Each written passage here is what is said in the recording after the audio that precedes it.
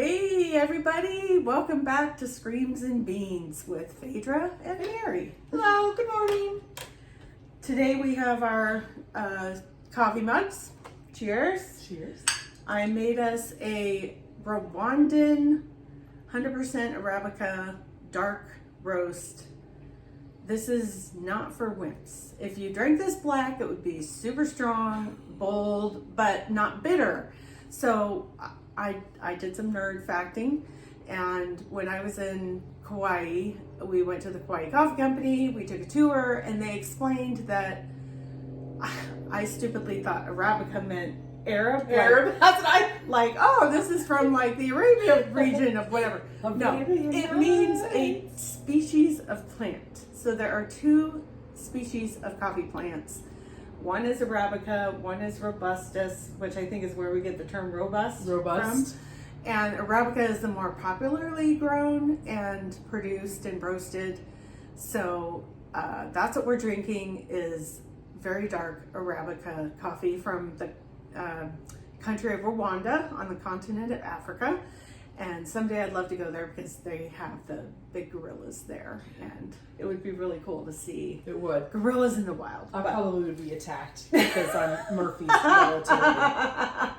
You would have a guide. That would be all good. So today we are focusing on the Paranormal Activity movies, and the thing is, there's 7 movies. So there's no way we could do a single episode covering all 7 movies. So what we're going to do is a mini series, and we're going to shoot 30 to 40 minute segments per movie.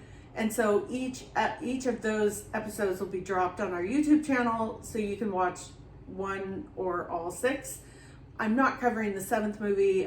Here's the thing, I procrastinated, I'll be honest. So I was up all night trying to like get my talking points and everything. And by the time it was 4 a.m., I'm like, I'm out. So, and plus the 7th movie feels so disjointed. 7 isn't connected at all except for the name. None That's of the characters true. are connected. Mm-hmm. None of the demon that they talk about is connected. Yeah, None of it's connected except the name and the way that it was shot with the cameras. And that's it. Yeah, and it is a good, I mean, it's a good part of the whole series. It's just not, I just didn't feel like covering it. The first 6 clearly all were connected to the same entity, same characters, made an appearance in every movie. Right. So I feel like, 6 is enough. Oh my gosh. Yeah. So I did some talking points, but so the first, I don't know, you probably can't see this, but the first Paranormal Activity movie came out in 2007. The second one, 2010. The third one, 2011. The fourth one, 2012. The 5th one, which had a name called The Marked Ones, came out in 2014. The 6th one, called Ghost Dimension, came out in 2015. And then number 7 came out in 2021. So what's 2021 minus 7? Fuck, that's math. I don't know. 14 years? I don't know. Don't quote me. I'm just a contracting officer and dealing numbers, but I use a calculator, people. That's calculators. Yeah, I don't do math. Anyway, that's a long run. Right. Well, they had the 3 bam, bam, bam. Yeah. So back to back to back. So anyway, independently we knew of these movies, but we sat down and we watched all 7 together on Thursday nights during the month of June. So that's why we're at the end of June. We had to get through several people's graduation parties and whatnot. Congratulations, Abby. Yes, Mary threw a great party. We had a fun gathering. She did it, decorated it up. I'm still tired. It was awesome. I'm still tired. And Abby's still living with you. So your whole comment last episode, get out! Yeah. I'm ready. Hit the road, child. She's gonna go to Peninsula Community College this fall, which is here in town, which is great, just up the street from me. And kind of me, because I'm down the hill. Yeah, so she's gonna work on her undergrad credits, which makes total sense. Figure out what she wants to do. She doesn't know yet, so we're exploring, and that's okay. I'm okay with that. Yeah. I didn't know what I wanted to do, so I didn't either. Good for her. So the first Paranormal Activity movie, even though it was premiered in 2007, the actual storyline takes place in 2006. So, in October of 2006. So, I did some, like, you know how last time I did some little, like, lifey highlights? Right. So, I did some highlights. So, the number one song was Lips of an Angel by Hinder, which I'm terrible at, like, current Lips pop music. Angel. I know. We'd have to. I mean, these are things like I have these typed out now, so I'm like, I'm gonna have to go on iTunes or like iTunes. See, I'm outdated. I'm gonna have to go on like Apple Music and like pull these up and listen to them. The Sounds second, familiar, but the second one everybody on the planet knows unless you've been living under a rock. "Sexy Back" by Justin Timberlake. Oh. Like we all know that one. Right. So that was number 2. The most popular movie of 2006 was not Paranormal Activity. It was Pirates of the Caribbean, Dead Man's Chest, which is that the one? I've never seen them. I think, is it? Oh. That's hilarious. I think I've seen the first one. Is that the first one? Let's see, I don't even know. The first one was just Pirates of the Caribbean. Oh, okay. Well, I saw that one. So I don't know if this is like number 2 or number 3. I think I've seen like parts of it. Honestly, the first one, in my opinion, was the best one. Yeah. And then I did some, because we love our actors and actresses and we're talking about movies, I did who won Best Actress Oscar. In 2006, it was Reese Witherspoon for Walk the Line. Did you ever see that? Oh, yeah, because Johnny Cash. Yeah, she was really great. And she was up against Rachel Weisz, Amy Adams, and Frances McDormand. So, good job, Reese. Dave is like in love with Rachel Weisz. If I could just do a whole facelift and turn into her, he would be happy. What about Lucas? Does he have like a hot actor's fave? If he does, he's never told me. Oh, like that. This is on Dave's. Like, if she showed up at the door, he's on the list. Go at it, and I don't care. One less I gotta do. No, yeah, I'm kidding. Oscar for Best Actor was Philip Seymour Hoffman for his role in Capote, which I never saw Capote. I didn't see that one either. And sadly, it's a gangster movie. He died at age 46, so he's behind us now. I don't know. I don't know if it's like Truman Capote, the writer who wrote that famous. Oh, I can't even. I have old brain. I'm drawing a blank. We haven't had our coffee yet. Anyway, he was up against Heath Ledger and Joaquin Phoenix. Oh, wow. So 2 of those 3 are dead and one of them's still alive. Like, if you had to pick between Philip Seymour Hoffman, Heath Ledger, and Joaquin Phoenix, who would you think would have died first? I would have thought Joaquin Phoenix. I always think of him as just sort of out there. And yeah, because he's eccentric and like just something weird would have happened. Yeah. Or drug overdose. Yeah. And I mean, sad. Heath Ledger died at age 28. Like, he's just like in that 27 club. It's sad. Yeah. It was a bit, so my mom is an avid reader, and I know you read books. I don't read as many books as I should. Books. So, but 2006 was a banner year. So most of these all these movies were made into movies. So we have the Twilight Saga New Moon by Stephanie Meyer, obviously became a movie. Team Edward. Yes, me too. Actually, yeah. Even though he's a little odd looking, I don't know. If we could put like Edward's personality on Jacob's body, fuck yeah. Yes, I agree. Okay, the other one was Water for Elephants by Sarah Gruen. I actually watched that movie. That's the with Reese Witherspoon and Robert Pattinson, and they're at the circus. Yeah, okay, I haven't seen that one. And then we have Eat, Pray, Love by Elizabeth Gilbert, which I read that one. No. And I saw the movie. It's okay. It's kind of like a soul-searching woman trying to find herself after a terrible tragedy. So she takes a year of her life and spends 4 months in Italy, 4 months in India, and 4 months in Belize. I think it's Belize. Yeah. Sad problems. Okay, this I did not even know was a book series. Blue Bloods. It became the cop show? Yeah, it became a TV series, but it was a book series first. I had no clue. Right? By Melissa De La Cruz. Oh, wow. Yeah, I kind of feel like I want to read them. Like, there might be Right. more insight. Oh. The next one was A Blind Side by Michael Lewis, which we know that. That's the movie one. Yeah. Yeah. And Sandra Bullock won an Oscar for that one. And then we have Cell by Stephen King. Whatever he writes becomes a movie, right? Cell. Which one was Cell? It had to do with a cell phone, I think. Or maybe I'm wrong. I don't know. Oh. Don't I instantly went to jail. I can't. I'm trying to remember what the when I was doing these, you could see the book cover. Right. No, I don't remember now. Okay, and this That's one. funny you went to the phone. I instantly went to jail. I'm the naughtier one. Okay, this one I don't know, but it just made me laugh because it's Farthing by Joe Walton. Farthing? Farthing. But when I read it, my brain read farting. Farting? And I was like, why do we need a book about farting? Like, is this the science Everybody's of got a farts? fart. I'm like, I don't care. I'm in.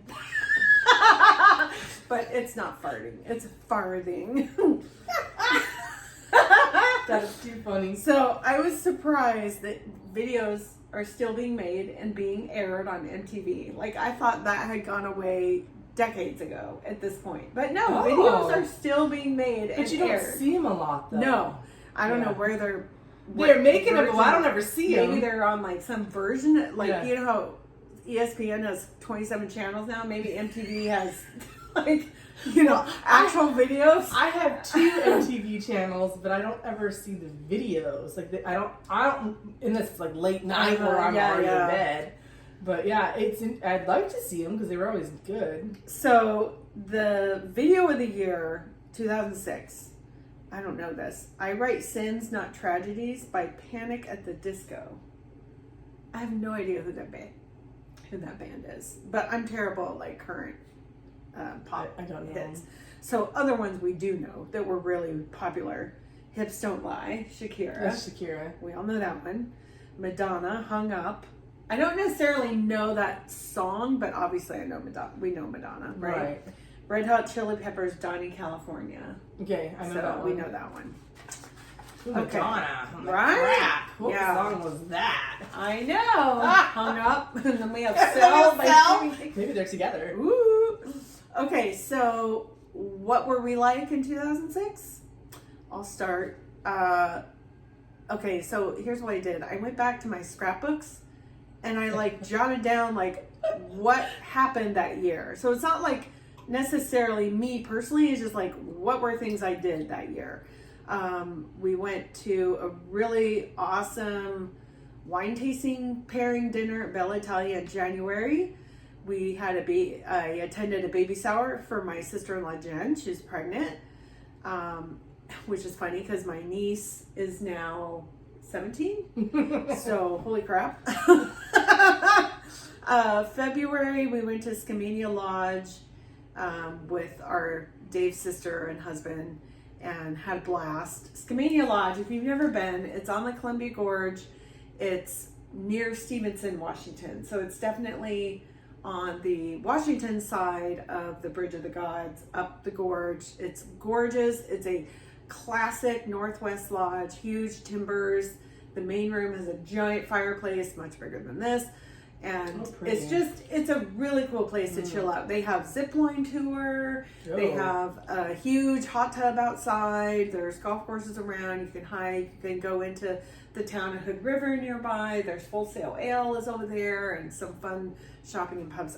If you've never been, I want to highly explore recommend it. Washington more. Yeah, and it's towns you stay a couple nights. It's a little pricey, but it's fun. I don't mind price if it's nice. Yeah, it is nice. I hate paying for the price, and then you're like, well, that sucked. And they have, like, in front of the fireplace, they have this giant row of rocking chairs.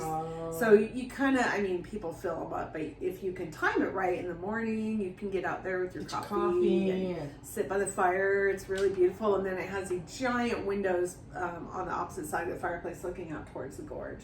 So you can see the Columbia River, and it's just beautiful. And so in February when we went, you said snow. it was super cold. There was snow on the ground, but the roads were plowed. But we stopped at Multnomah Falls because we thought, we'll just take a kind of a peek up Multnomah. We opened the door and the car doors almost ripped off. The wind was so strong. I had a coat and I was doing one of those things like I couldn't move forward. It was the crazy. We're like, nope, and it was bone chill. Like it went straight to your bone chill. Cold. Let's go get our coffee. So we we're like, oh look, Multnomah Falls, click, and then we got back in the car. From the parking lot, like this tiny drip of a waterfall way in the distance. I mean, I've seen it before, so it was hilarious. So then we drive, we have our weekend, and then on the way back, Dave and I were like, you know what? Let's see if we can see, because you're driving through the gorge and there's all these waterfalls you can stop in small walks to. And so we stopped at La Tourelle Falls, and it was frozen, and the waterfall was frozen. It was the coolest thing I had ever seen, up to, like one of the coolest things. So nice. I have some really great pictures of that. I scrapbooked it. That'd be cool. Which is how not cold. But cool. Yeah, it was beautiful. Yeah, I would love to see that happen at Mariner Falls. Like, it would just be amazing. Here in the park.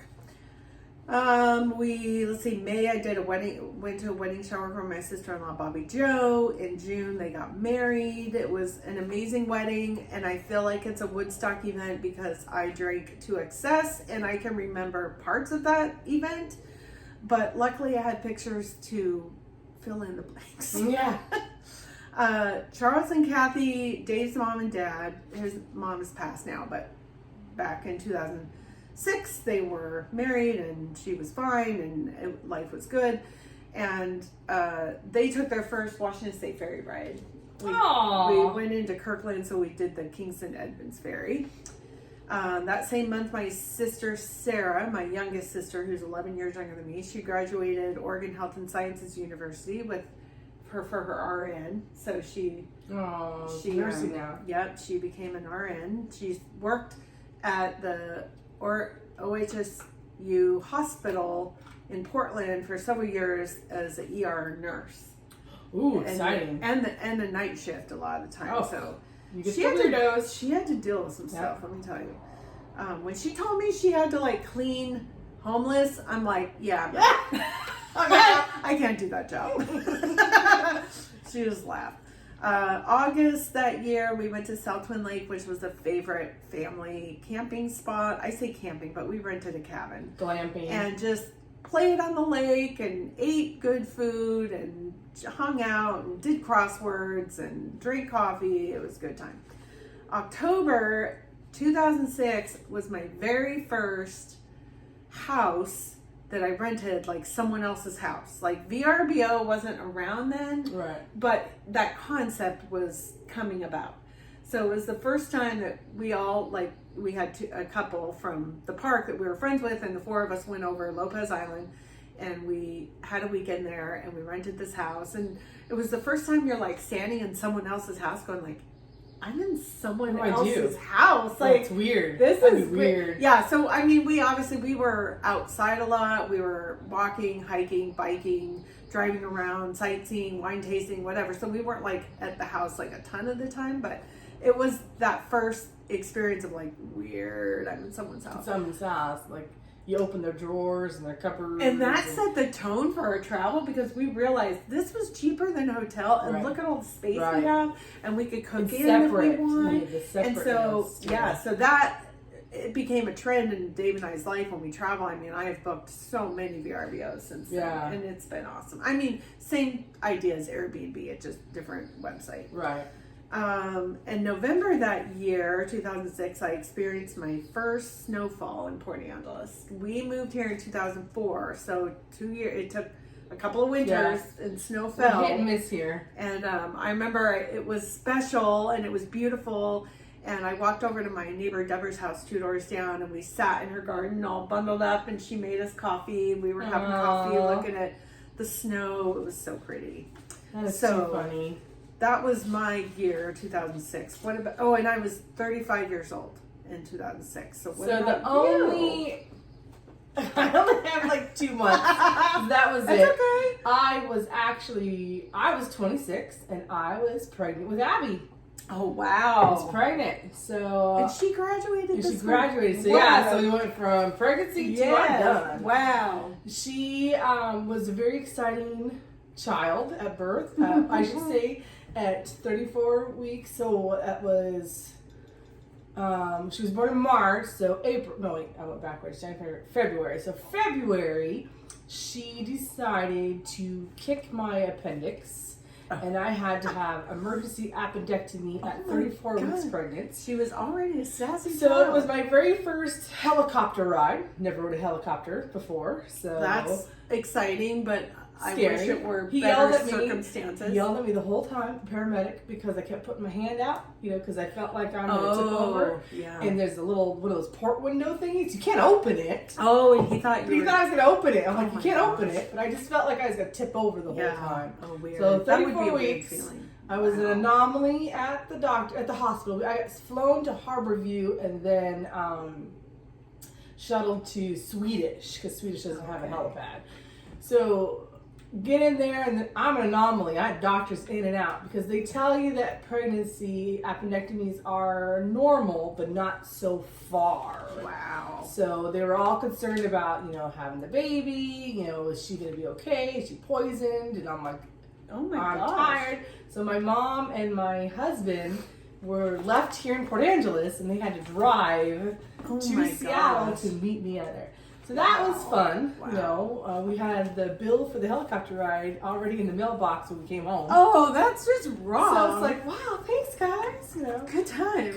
Good, Medicare there. Oh. And then I had Abby March 31st. I was trying really hard not to have her on April Fool's. I did not want an April Fool's baby. Sorry, Uncle Craig, but I did not want an April Fool's baby. Push! Yeah. So my doctor told me, because he's going on vacation the next day. Oh. So he wasn't going to be here. So I was like, oh my gosh, okay, well. What do you do? Just start jumping up and down? So I went into labor at 6 a.m. and then when we got there, and I was considered high risk because we unfortunately lost our first child. So we were very monitored with this one. So he was there, and during labor, I was all in my back pain. His back, was bad. Oh. So the funny story for labor is that all my labor pain was in my lower back. I couldn't get comfortable, and I had the bed propped up. I had pillows, and I'm like, finally, okay, I could take a breath. They couldn't give you one of the, what's that drug they give pregnant ladies? Or the epidurals? Yeah. No, because we didn't at the time an anesthesiologist. Oh my Yeah, God. nope. Backwater. I had the pain meds, through the IV. We're supposed to take off some of that's not gonna kill your it's just, back pain. it's just, yeah. So I'm propped up like this, finally going, oh my God, okay, my back's not spasming. I'm that pillow lady where I That's just the worst feeling. So then I'm sitting there and I go, the bed's moving. All of a sudden it's like that accordion, where the bed feet keep coming up and the back's coming up like this. You're like, oh my God. And I'm like, who the hell's touching the buttons? It was me. My elbows, when I was like this on each side, was touching the bed. Oh my. I was doing it myself. Oh my God. So I was the screamer because I was in so much pain. It hurt so bad. Oh, I'm surprised you didn't break your tailbone or something going through all that. You don't, And then we had her, and we got to go home. We got to stay the weekend, and then we went home for a day, and then came back, and then she was severely jaundiced. So we had to spend another week in the hospital. So while she's in her little, UV bed, with the lights, I'm scrapbooking and making her birth announcements. Good use of the time. I went home and packed up a whole carry bag and watched TV and filled out the announcement pages. Hey, man. And good for you. yeah, so How we were was a whole your back week. after? I was birth? fine as soon as it was done. Wow. But the doctor goes, she's like, I think she's going to be born by 6:10 p.m. I'm like, well, that's a very specific time, 6:08. She was born at 6:08. I was How like, could damn! they do that? 12 hours? Oh yeah. Oh my God. Yeah. Forget. Yeah, that's why. It wasn't as bad, So it was just, once she was born, it was fantastic. And I remember my uncle, because we're there and people get to come and go. You are allowed. They don't let anybody in. It's very high security, which is nice because it's like, oh, I don't want to see her or tell her to go away, or him or who. Mm-hmm. My Uncle Chris and his girlfriend at the time, Christine, we always made fun of him, brought me a Dairy Queen Blizzard. Aww. And I cried. I was so excited. Something besides chocolate pudding or Jello? Well, I didn't eat a lot, Yeah. but it was just like, oh my god, this is so good. It's so funny. And then after that, it was just baby, taking care of the baby at home and stuff. So 2006 was all Abby, just focused on baby. Abby. Yep. Yeah. Eat, poop, sleep. People repeat. came over, and my mom and my grandma came down from Idaho. Okay. And got to see her. Good. A couple months later, not when she was born. Yeah. But the first person in the hospital room, when I first got there, I don't know how the heck he found out, but my grandpa Scooter was there for a heart checkup in the heart place downstairs. Mm-hmm. Found out that I was in the hospital, in labor. Yeah. He comes right upstairs and walks in like, oh, hi Grandpa. Wait, am I covered? Get out!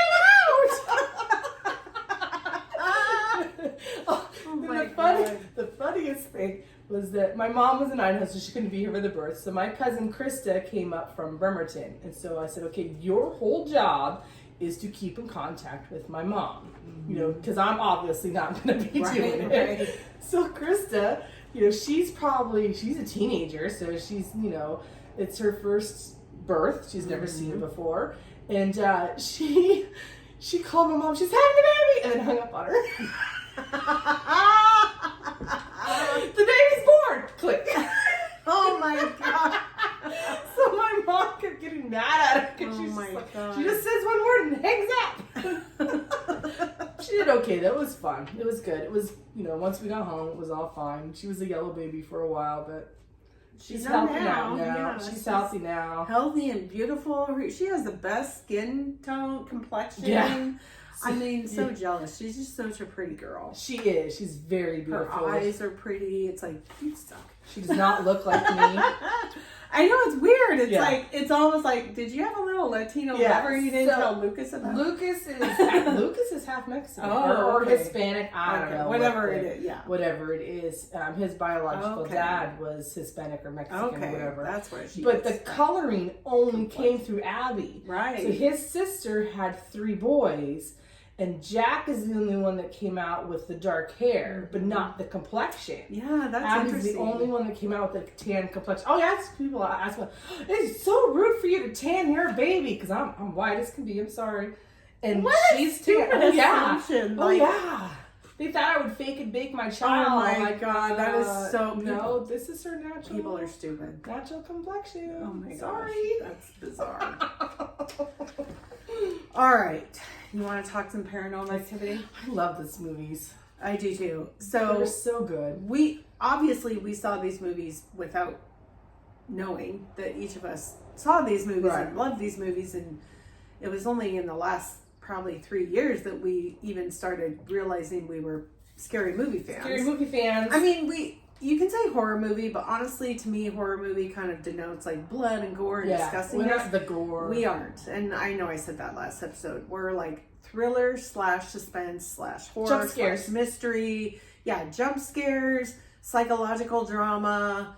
And I would rather be in a movie like that where I'm like trying to figure things out. Right. Like I don't just need to see Death. Now, there's the classic slasher movies that we all acknowledge and love and are part of the whole thing. We are prepared for those. Yes, but those aren't the repeat watches. The repeat watches are the paranormal movies, like Silence of the Lambs and Scream movies, and like certain movies you can watch over and over and over. And I don't know what it is about these stupid found footage films, but that's what they hooked me. Yeah. And the second one scared me way more than the first. Yeah. You're always looking. You're like looking, like, okay, what's gonna happen? Exactly. What's so you're gonna see something. The whole idea of these movies. So when Blair Witch came out, Blair Witch was probably the most popular found footage film of its time, and it, you had that whole, everything was kind of shaky because people were walking around with like almost like a camcorder type thing, but I'm not even sure it was a cell phone camera. I don't remember. It wasn't cell phones. No, So it was the one that they put on their shoulder. Yeah, so there was so much shakiness, and because it looked like it was a real being fit, like in like alive and documentary style, so many people thought it was real. They were like headed to Burkittsville, Maryland. Yeah, looking and websites. they were asking, like, you know, where can we see the Blair? Like, you know how dumb people are. But, and I'm kind of in that ilk sometimes because I want to go to the popular places that I see in movies, right? And books and whatever. We like, know it's just fun, like pop culture, you know. Like I made Dave take me on a Twin Peaks tour one time. We went to Snoqualmie. We went to the falls. We went like around the area and North Bend, and I was like, oh my God, Twin Peaks! The original Twin Peaks from the 90s, not the new crap fest that was filmed recently. I don't even count the new one. Anyway, back to Paranormal Activity. So I went to Wikipedia because, like, who doesn't? And you could go there, you could read about these movies, but I did print out the plot. So I'm just going to read you what they wrote about this movie. So the main characters, Katie and Mika, moved to a new house in San Diego, California. Katie claims an evil presence has been haunting her since she was a child. So Mika sets up a camera in their bedroom to record any paranormal activity occurs while they sleep. So he puts a camera on a tripod, so it's a stationary view that we see of their, and it's mostly we see of their bedroom. Sometimes he'll take it off the tripod and then he'll walk down the hall or go downstairs, but most of the time it's in the bedroom. Psychic Dr. Fredericks visits the couple and suggests Katie is being haunted by a demon that feeds off a negative energy and is intent on tormenting her. She said something like this happened to her and her younger sister Christy when they were kids. He advises not to communicate with the demon without a demonologist, but Mika continues to film and seek it out. The camera captures many strange occurrences during the night. They start off as minor noises, flickering lights, bedroom door movements, but over time escalate into loud thuds, violent door slamming, demonic grunts and screeches. One night, Katie appears to be in a trance. She gets up, stands beside the bed, staring at Mika for 2 hours, goes outside, none of which she recalls the next day. Mika brings home a Ouija board. Bad boy. The minute you get it. No, don't mess with them. Did we not learn from The Conjuring? No Ouija boards. No. When the couple leaves the house, the camera records an unseen force moving the board's pointer on its surface, which then spontaneously catches fire. Katie is increasingly aggravated by Mika's flippant behavior, pleads to contact the demonologist, but he refuses. The couple finds non-human footsteps on baby powder Mika sprinkled on the hallway. Its path leads to a burnt photograph of a young Katie in the attic, though to have been destroyed in a house fire. Outside intervention is unavailable as the demonologist is out of the country, and Dr. Fredericks is afraid of making the demon angrier. The next 20 nights, Katie is pulled out of the bedroom. The next night, Katie is pulled out of the bedroom by an unseen force. Mika discovers a bite mark on Katie's back in the morning after, motivating him to get out of the house, but Katie abruptly insists on staying. On night 21, Katie gets out of bed, stares at Mika for 2 hours before going downstairs. Katie screams profusely for Mika, and he quickly rushes to help her. Afterward, Mika screams in pain with loud thuds. After a moment of silence, Mika's body is violently hurled at the camera, which is knocked off the tripod, revealing Katie standing in the doorway with blood on her shirt. She crawls to Mika's body, then looks up at the camera with a grin. As she lunges toward the camera, her face takes on a demonic snarl, and the scene cuts to black. The epilogue text states Mika's body is discovered by the police and Katie is missing, her whereabouts unknown.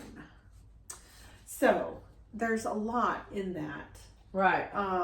So I went back to the movie. Well, as we were watching the movies, I was taking notes. Yeah. And so I jotted down, because the movie does this thing where it gives you a little header of like night number 1 on a certain date and what the timestamp is of the video, because it's, found live recording, found footage. So I'm just going to do a quick run through and we can talk about stuff as we go along. Should I post her? So we put together like a basic timeline. So the first movie, we start out September 18, 2006, and it's 21 nights, and it goes through October 8th, 2006. Now, the timestamp on when things are occurring in these movies is like an important theme. And I went through and I counted how many activities during which nights happened between 3 and 4 a.m. So, we have a spider crawling on there. Oh, no. Hold it. Don't do spiders. I got it. It's super I can handle these tiny ones. If it's any bigger than that. You didn't say the size. You just said spider. Isn't that awesome? We totally panicked. Spider. Okay, so during these 21 nights, 4 times we had events occurring between 3 and 4 a.m. Just like Now, the witching hours that they that's say. exactly. So I thought the witching hours between 11:30 p.m. and 12:30 a.m. That I was totally wrong. Most people believe it's between 3 a.m. and 4 a.m. And I think it has to do the 3 a.m. thing and 3 knocks. Has to do with what the Catholics call the Holy Trinity. Where it's Christ or God, Christ, and the Holy Ghost or something like that. So it's a religious thing, I guess. But so there's significance at demonic presence and things happening at the witching hour. So I just wanted to like capture that little factoid. And you could see all the movies are about the same. We've got like the second one, we have it occurring at 5 times and then 6 times and 5 times. And then after Paranormal Activity 4, that whole night 1 and the count stops. Yeah. Paranormal Activity 5, 6, and 7 don't have that. So it's kind of interesting. It's almost like the critics were, or the directors were like, okay, we've kind of been there, done that. Let's try something different. So this one was the original that starts out with this countdown. So night 1, 9/18/06, and we have the time stamp at 2:08 a.m. Katie and Mika are asleep, and in the background of the house you can hear footsteps. The very light footsteps. And that's all that happens that night. But the crazy thing is you get so sad because the camera, like in the bedroom, like it's going and you're just watching it and you're just like looking you're zoomed at every in. little thing. Like, is the lamp gonna move? Is the light gonna flicker? Are they gonna move? Is the cover's gonna come off? Like, what the hell is gonna happen? What are you gonna see? You're like this. Like, yeah. So when you hear something and you don't see something, you're like, oh, okay, that was okay. It was very intense for no reason. Yeah, but we're like, obviously they grab your attention. Yeah. And then we have night 3. So they don't go in chronologic order like 1, 2, 3, 4, 5. Yeah, they skip a few nights at a time, which makes sense. So after September 18th, we hear the footsteps. That later that day, I have it on here as Dr. Clark, but I think I might be wrong. It might be Dr. Fredericks. So Dr. Fredericks comes over to the house and he asks Katie about her history, and this is where she discloses when she was 8, she shared a bedroom with her younger sister Christy, who was 5. Katie would feel it breathing and wake up and see a shadow masked figure at the front foot of Katie's bed, and Christy would see it but never at the foot of Christy's bed. Katie said it happened at their house first, and then their house caught on fire and they lost everything and they moved. And then Katie said between 8 years old and up to this current time of 2006, things would happen off and on. She specifically mentioned remembering things with unexplained noises and breathing and whispering happening when she was 13. And I'm like, ooh, 13, like, you know, it's like the creepy number. Plus, I don't know, this might be gross to periods. Yes, exactly. I was thinking, oh, you're coming into puberty. And you're having anyway. You might, because we're emotional teenagers, I think are just more vulnerable. Right. And they say if you're vulnerable, that's how they get in to attacks, whatever. So the doctor says something is connected to Katie. He believes Katie is dealing with a demon. He says it may lay dormant for years and then will become active and try to communicate. Dr. Frederick says that the entity what he probably wants is Katie, like her soul, whatever. Using a Ouija board will make the entity believe you're trying to communicate with it, and that's opening the door to inviting it in. So what does freaking Mika do? So in the movie, Katie tells Mika, don't buy a Ouija board, blah, blah, blah. Well, he borrows one. So he's like, well, I didn't buy it. A typical man. I didn't buy it. You told me not to buy it. Oh my God. You just want to oh, you jerk. Okay, so then we have night 3 on September 20th, so 2 nights later at 2:08 a.m., the same exact time as the first night. Their bedroom door moves partway. We hear a growl, and then the door. So the door was open. Yeah. It closes. We hear a growl, and then the door opens. Right. Again. And Katie and Mika are asleep. Night 5, September 22nd, so 2 nights later at 2:55 a.m. Katie startles awake from a nightmare. Night 13 at 3:15 a.m. Katie and Mika both hear a growl, a very loud thud, investigate, and see the chandelier down in their lower part of the house completely swinging back and forth. Yeah. Now, and the chandelier is a staple in every movie. It is. And there's every movie even there's a the chandelier. Ghost Dimension, there's a tiny peak of a chandelier. It swings. So it's like, it's the one thing, and I'm looking at mine in my house, and I'm like, if that started swinging, it would just come off the wall. Like, there's no chain, there, it's just direct, anyway. But it's a theme. It's a weird thing to notice that you like. Yes. So now you're super focused because like, oh my God, is the chandelier going to move? Because it does in every movie. Right. So, let's see, night 15, October 2nd, 1:36 a.m., Katie gets out of bed, stands facing Mika from her side of the bed until 3:30 a.m., goes downstairs in a trance-like state and sits on the porch swing. Okay, I'm sorry, but that to me was probably one of the most creepiest scenes, watching someone just standing still, like facing, ramrod. Like I'm standing facing you, just staring at you for 2 hours straight in the middle of the night while you're asleep and you have no idea. Okay, now I don't. You might as well have a spider crawl. Believe that because when you have kids and your child comes and stands next to you, you get that feeling that somebody's staring at you. And it's why so you startling. You would wake up. You do. I did every time. Abby would come up to me. Presence. She'd come up to me, and you'd feel like something's there, like something. I don't know if you hear a breath or if they make a slight noise. But you woke up. I always woke up, and to where you look, because then you look, and then you're like, oh shit, there's somebody standing there, and it's your child. So I can't. I feel I have a hard time that you wouldn't notice that somebody wasn't. Like that Mika wouldn't have woken up. Yeah, because it's just a weird feeling to have somebody stare at you on the side of the bed like that. Just Yeah, as a parent, I guess And she her hair is kind of over her eyes. She's all like creepy, super creepy. Yeah. Let's see. So that was 10/2. Later that day, this is when Katie tells Mika not to buy a Ouija board. Mika borrows a Ouija board. Katie gets mad, obviously. Katie and Mika leave the house around 7:30. They're like going out, date night, whatever. I don't know. We hear the footsteps in the house. We see the plants in the living room start to sway and blow like there's a little bit of wind. And then the planchette on the Ouija board moves around. The board catches on fire. Fire goes out.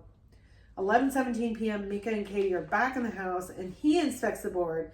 And he sees a pattern left on the board, but he can't figure it out. And they don't really ever tell us what's on the board. I don't think that we ever figured out. No. Did we figure out what it actually said? No. Yeah, I don't think it ever said that. We see a pattern, but we see it moving and stuff. Yeah. So Katie's pissed, of course, and she doesn't even want to look at the board. So, night 17, they jump to October 4th. Mika puts baby powder on the bedroom entryway and hallway, which I thought was like the coolest thing ever. Yeah, because you gotta catch something. 3:15 a.m. we hear heavy footsteps. Katie and Mika wake up and see powder footprints inside the bedroom. So you see footsteps coming into the bedroom, but nothing coming out. Right. And then the footprints stop at the entry of their hallway closet. in the upper ceiling area of the closet, Mika searches and finds a photograph of Mika's that attic crawl space, partially burned. Yeah. And it's a picture of Katie standing in front of her old house, the one that burned. She said she hasn't seen that photo in 15 years. And if you'd lost all your possessions, you would have lost all your photos. Yeah. So, I mean, hello, super creepy. Where did this come from? Yeah. Especially since it was a new house. They didn't even... Right? I don't think there was anything even up there. No. So, like, inside their closet, there was, like, a little access to the ceiling. And there was a little panel that was sort of slid across. So, it was obviously... And somebody opened it and didn't put it back. So that's why Mika like popped his head up and looked around and then saw that photo. So night 18 is October 5th, 3:53 a.m. We see the stairway light come on. We hear heavy footsteps coming up the stairs, which is like thud, thud, thud. Like they're really like you can hear it's announced. You can tell they're it's coming. Not really human type footsteps. Yeah. The bedroom door slams shut. Then there's pounding on the door. Then Mika goes into the hallway and goes, "Who's there? Show yourself." And the pounding continues. Katie begs to go downstairs, doesn't want to sleep in their bed. In the morning, they find a photo of Katie and Mika hanging on the wall that has Mika's face scratched out and the glass frame is broken. Right. So obviously that's a sign of whatever entity is in that house does not want Mika around. Like if I were him, I'd just be like, "This is connected to you, bitch. I'm out." Yeah, wouldn't want to be. Yeah, but you know, he's not macho, but he kind of has that like, I can take control of this situation. Yeah. I can. I know what out. That man thing. I know what I'm doing. Yeah, I can solve every problem. Yeah. Sorry, man. Sorry, honey. Love you. Let's see. So that next day, October 6th, Katie has. Well, it's not the next day. It's just later that day. Katie has Dr. Fredericks return to the house. I'm surprised he did if he initially said he didn't want to be there. So she called, and she had called Dr. Avery's, who is the demonologist, who was out of the country, and Dr. Fredericks recommended because the demonology is not his expertise. He's not the person to help the situation. He has to leave the house immediately. Katie feels completely helpless. And the funny thing is, Dr. Fredericks was like, "I'll help you. I just can't be here right now." And Dr. Clark will be back in a couple days. He was totally like he came in and like just like the minute he stepped in, he was like, "Okay, this isn't good vibes. Okay, I want to help you, but I'm not staying here." Right? You know, he's like obviously understands that something's going on. But how can you say you're going to help them and then not do nothing? Yeah, I mean, what is that about? There's not even a recommendation. Like nothing. Okay, you couldn't get a hold of this person, so here's your second. Right? I mean, if I'll contact the church for you. I'll do something. If it were me and shit was happening, you know, I'm not a big believer in religion, but I might just like go get rebaptized somewhere and start wearing every religious symbol possible to like try to prevent something coming. Or I'd go get that tattoo of supernatural. They can't get in me. And I'm afraid of getting a tattoo, so if I got one, you know it's serious. Okay, let's see. Night 19, October 6th, 3 a.m. or 3:04 a.m. Hallway light turns on. 3 knocks. Hallway light turns off. At 3:06 a.m., Katie startles awake, and she said she felt it breathing right next to her. Like, how creepy was that? You wake up and there's some invisible thing like, like seriously. They have to change the sheets at that point. Yeah, I would shit the bed. Night 20, October 7th, 4:32 a.m. Katie gets dragged out of bed. So like she's laying in bed, and this sounds like forceful, but it was like this slow. It's like you see in scary movies when like covers get pulled. Her body is just like slowly sort of dragged off the bed onto the floor. Yeah. So she wakes up because she like, you know, kind of thuds onto the floor lightly. And then she thinks she's okay, but she gets completely dragged out of the bedroom into the hallway. Down the hall. The bedroom door slams shut. Mika gets out of bed and grabs her, and they run back into the bedroom. So he has to like seriously like pull on her to get her back. Later that same day, this is where we see the bite mark on Katie. I thought it was on her leg, but that was her thigh. Wikipedia, I thought it was on her thigh. Wikipedia said it was her lower back. I think it was on her thigh because that's where Christie's was. I thought it was right here on the thigh. Yeah, I think that's true. Damn Wikipedia. I know. Okay, and then this final night 21, October 8th, 1:27 a.m. Katie gets out of bed again. She's standing facing Mika. Okay, so the first time she's on her side of the bed facing him. This time she like zombie walks around to his side, stands right next to him, and just like. That's what I mean. I mean, he's right there. How do you not know? Stands there. Because you can tell he's not really a hard sleeper. So she's standing there facing him. 2 minutes later. She stands. So 1:28 a.m. She's standing there. She faces him until 3:14 a.m. and then walks out of the bedroom and she screams. And when she gets out of bed, initially standing facing Mika, the covers come off Mika, and then she walks around and then she's saying. So there's like not just her now. It's like her and whatever entity this is going on. 3:14 a.m. She walks out of the bedroom and she screams. Mika thinks, obviously she's in peril. He runs downstairs to find her, and that's when we hear the loud thud and then the silence and then the heavy footsteps at 3:15 a.m. And then from the bedroom doorway, Mika gets thrown to the camera, and then Katie appears in the doorway of the bedroom with a big circular blood stain on her shirt. And then she like gets on all fours and she crawls and she kind of sniffs Mika like an animal, and then she like jots towards the camera, and when she's like putting her face towards the camera, it like morphs demony. Yeah. And then it goes black. And so Mika's body is discovered by police on October 11th. Katie's whereabouts remain unknown. Yeah. 10 minutes for an hour. Oh my gosh. Okay, so here's our quick observations, which you made. You should comment about the lights in the house, like how dark this house is. It's dark. Okay, so most people, when they have a house, you got like some kind of outside lights, or the lights from like your microwave, or the TV light, or if you know that there's a downstairs, there's some kind of night light on. There's nothing. I've never been in a house that there's no light whatsoever. Yeah. So it's pitch black. So when they go, which makes no sense. When they go to the stairs and they look down, there's no lights. So what the heck would you be looking at? Why wouldn't you turn a light on after all of this had happened? Right. I'd be having night lights on. I would have lights on. There's no way that I would be like, okay, let's look the deep dark hole. After I have felt something breathing on me, I'm just going to kind of keep on lights on.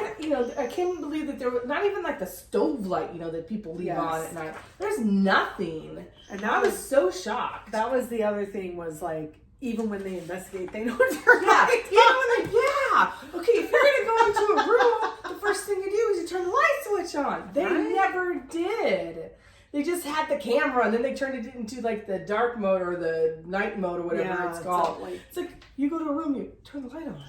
And you go down the stairs, turn the light on. None of it.